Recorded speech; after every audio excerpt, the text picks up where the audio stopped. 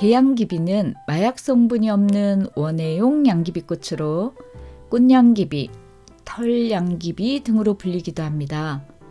5월 하순부터 키가 크고 포기도 큼직한 계양귀비 꽃들이 3주 정도 제 정원을 붉게 물들이고요.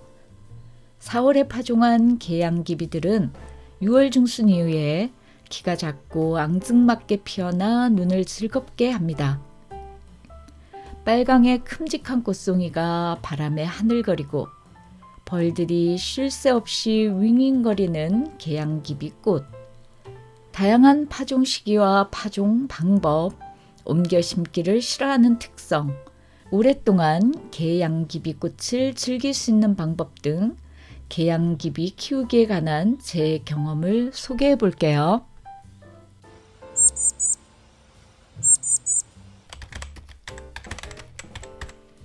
아편 양귀비와 꽃 양귀비의 구별은 의외로 쉬운데요.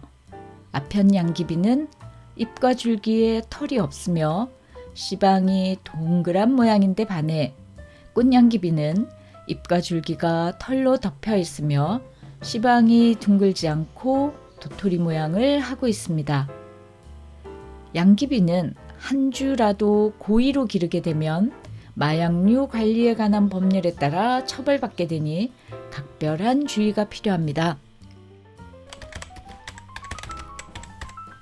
꽃양귀비는 내한성이 강한 꽃이라 가을에 파종하면 발화하여 싹을 틔운 채 해를 넘겨 다음해 5, 6월에 꽃을 피우는 해넘이 하늘살이 식물이에요.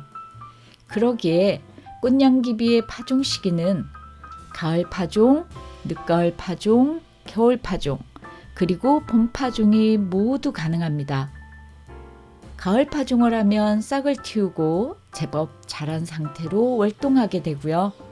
늦가을이나 겨울에 파종하면 다음에 땅이 녹으면 얼마 지나지 않아 싹을 틔우죠.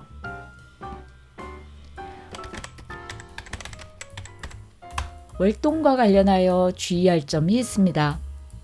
눈이 내린 후 바로 녹아버리는 햇빛 잘 드는 정원이라면 상관없는 이야기인데요. 제 정원은 영하 30도에 온통 그늘이다 보니 눈이 녹지 않고 쌓여 있다가 이른 봄에야 녹습니다. 내린 눈이 녹았다 얼었다를 반복하는 2월 말과 3월 사이에 계양귀비의 동해를 입는 일이 자주 발생하더라고요. 하지만 다행히도 가을에 미처 싹을 틔우지 못한 씨앗들이 이른 봄에 싹을 틔우며 무서운 속도로 자라 커다란 포기를 이루며 꽃을 보여주더라고요. 그래서 올해부터는 초가을 파종은 건너뛰고 늦가을에 파종하여 이른 봄에 싹 틔우려고 합니다. 제 정원은 3월 24일에서야 땅이 모두 녹았습니다. 4월 1일에 서로 다른 두 곳에 파종을 하였고 4월 중순에 한 번 더 파종하였는데요. 4월 초에 파종한 두 곳 모두 꽃이 피기 시작한 건 6월 중순이에요. 한 곳은 거름 잘 넣은 곳이라 키나 폭의 크기가 가을 파종한 것과 비슷했다면 한 곳은 거름 없는 땅이어서 키도 작고 포기도 작게 꽃을 피웠네요. 4월 중순에 파종한 이곳 또한 키도 작고 포기도 작게 꽃을 피웠습니다. 가을 파종한 계양귀비 꽃들이 씨앗을 맺기 시작할 때 4월에 파종한 계양귀비들이 꽃을 피우기 시작하였으니 제 정원에서 계양귀비 꽃을 볼 수 있는 기간이 거의 한 달 반가량 되네요. 계양귀비 꽃을 오랫동안 보려면 파종 시기를 다양하게 하면 된다는 것. 꽃양귀비는 광발화 씨앗이에요. 식물의 일생 중 가장 많은 에너지가 필요한 때가 바로 싹틀 때와 꽃 필 때인데요. 발화에 필요한 에너지는 씨앗이 갖고 있는 양분으로 충분하다고 하지만 대개의 광발화 씨앗들은 아주 작은 크기여서인지 발화할 때 햇빛 에너지가 보충되면 더 잘 발화할 수 있다고 봐야죠. 꽃냥기비 씨앗을 파종할 때 그냥 흙 위에 흙 뿌려주면 되는데요. 혹시나 비에 쓸릴까 걱정되신다면 호미로 흙 한번 살짝 뒤집어 준 다음 흙 뿌리시면 되죠. 잘 싹 트지 않으면 어떡하나 하는 걱정에 자꾸만 많이 뿌리게 되네요. 꽃냥기비의 발화율은 엄청나니 걱정할 필요 없습니다. 매년 너무 많이 싹 터서 솎아주느라 고생을 반복하고 있답니다. 한 곳에 많이 뿌려서 싹 트면 옮겨 심어주면 되지 왜 솎아주는 고생을 하느냐고요. 꽃냥기비는 직근성 뿌리를 가지고 있어요. 겹뿌리를 왕성하게 뻗어내는 일반적인 식물들과 달리 아래쪽으로만 곱게 뻗어내리는 직근성이다 보니 옮기려고 캐내는 과정에서 생장점이 있는 뿌리 끝이 잘려나가기 쉽죠. 옮겨 심기가 불가능한 건 아니지만 키 작고 포기도 작은 꽃냥기비가 될 테니 가능한 노지직파하여 제자리에서 키우시는 게 좋습니다. 앞서 같은 시기에 봄 파종한 두 곳의 꽃냥기비를 보여드렸는데요. 척박한 곳에서는 아무래도 성장이 느려 꽃이 풍성하지 않으며 꽃의 크기도 작더라고요.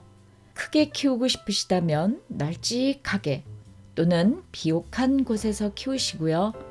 작은 크기로 키우고 싶으시다면 빽빽하게 또는 척박한 곳에서 키우시면 되죠.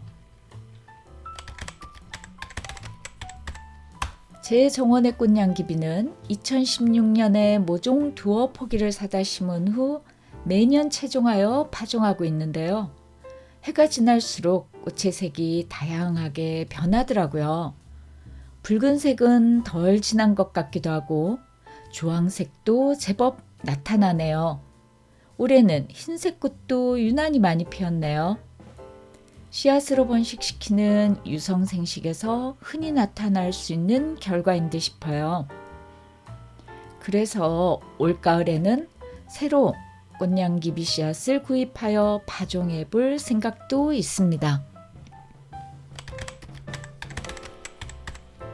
개양기비 꽃이 피는 시기에 같이 꽃을 피우면서 키베압도 적당한 꽃으로는 수레국화와 사포나리아가 있어요. 모두 다년생이 아니니 매년 다르게 색배합하면서 키우시는 것도 재미있으실 거예요. 개양기비꽃에는 늘 꿀벌들이 윙윙거려요. 개양기비꽃에는 수술의 수가 엄청 많습니다. 아마도 꽃가루를 얻으러 왔나 보네요. 꽃가루는 꽃 꿀에는 미치지 못하지만 꿀벌들의 식량으로 중요한 역할을 하죠. 꽃이 지고 나면 채종에 필요한 개양기비만 남기고 베거나 뽑아내면 됩니다. 도토리 모양의 씨방이 하루가 다르게 색이 변해가죠. 이 씨방이 거의 갈색으로 변하면서 바짝 마르면 씨방째 떼어내 씨앗을 털어주면 됩니다. 씨방에 들어있는 씨앗의 개수가 엄청나므로 커다란 한 포기만 있어도 충분한 씨앗을 얻을 수 있을 거예요. 또한 자연발화도 엄청 잘하기 때문에 씨앗 채종할 때 대충 흩뿌려 놓으면 따로 파종할 필요가 없습니다. 개양기비는 장마 전에 꽃이 지기 때문에 큰 문제는 없지만 키와 포기가 커서 초여름 폭우에 쓰러지는 게 단점인데요. 개양기비 무리의 앞뒤쪽으로 미리 활대를 꽂아두면 예방할 수 있습니다. 원예용으로 키울 수 있는 개양기비는 아이슬란드 포피, 오리엔탈 포피 등이 대표적이며 캘리포니아 포피와 여러 종류의 수끈 양기비가 있습니다. 올해 처음으로 캘리포니아 포피를 키워봤는데요. 개양기비와 거의 같은 시기에 꽃을 피우고 색은 밝고 경쾌한 노란색으로 키가 작아서 좋더라고요. 계양기비를 한번 들여놓으시면 씨앗도 엄청나고 발화율도 좋으며 키우기 쉬워요. 다양한 파종 시기를 통해 오랫동안 아름다운 꽃을 감상하실 수 있으니 무조건 도전해 보시길 추천합니다. 오늘도 시청해 주셔서 감사합니다.